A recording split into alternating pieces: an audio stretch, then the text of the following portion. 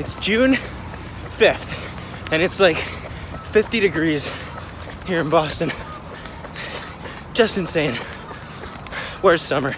All right, we're about to throw Ranzio through a circuit that is going to involve both some upper body and lower body, mostly geared towards swimming exercises. We're going to start with some jump rope. That is just to elevate his heart rate and kind of get his aerobic system going. We want him working at about sort of 75% at a sustainable pace. Then we're going to go onto the bench, and we're going to be mimicking freestyle swimming strokes involving one arm reaching as well as a nice controlled exhale. The key here is coordinating the breathing with the arm movement. And then we're going to go back into the legs, again, just generating power because he's going to be biking through some terrain. So we're going to be working on some explosive step ups, all right, coming off through the bench. And then we're going to go back into the upper body doing inverted rows, which we'll demonstrate on those bars. And then he'll be going to a dip, all right, and again, that pull through at the end of his stroke. So we want to generate that downward pushing force, and then through some leg raises as well, just to engage the front side of his core. So let's see how he does. Can you go single leg hop? Switch. Back to doubles.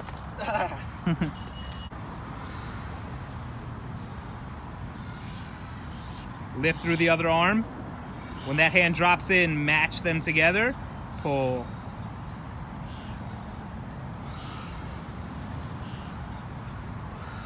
I should hear the breath.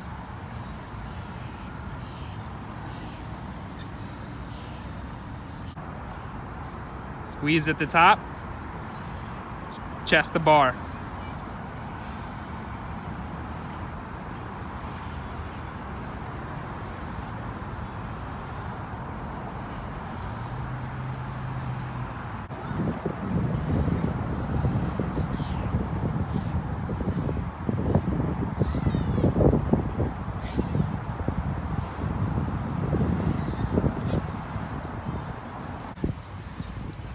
Hey, what's up? Welcome back. You want to do deep breathing? I want to do deep breathing, right?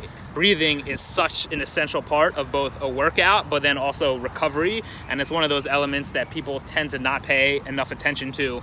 Ranzio was talking about how during the circuit that we did, when he came back to the jump rope portion, he would reset, he would begin anew, and he would try to just regulate his breathing in this smooth, sustained way, the same way he would on a long run. And that pacing of your breath is really what's key. Watch your breath. If you start noticing yourself holding your breath, or you start breathing in a sort of chaotic pattern, it's a sign that you're tending to shift past that threshold. You're going to be working yourself into a ditch pretty fast. So anytime you can come back to a more sustained breath pace, it's going to be a much more sustained activity in general.